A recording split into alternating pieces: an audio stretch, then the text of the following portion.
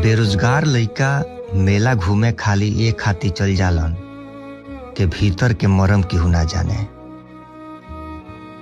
जवन बा उ त बढ़ले बा केहू जान के हीन मत माने।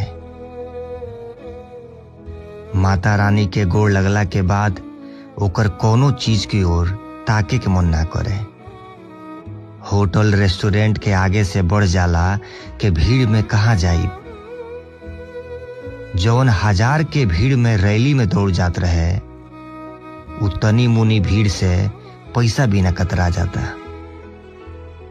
ओकरा पता बा अपना बगली के कमजोरी और महंगाई के बरियारी। यहाँ चुचुर मुचुर खा के का फायदा। डेरा पे जाके दाल भात चोखा बनावल जाई।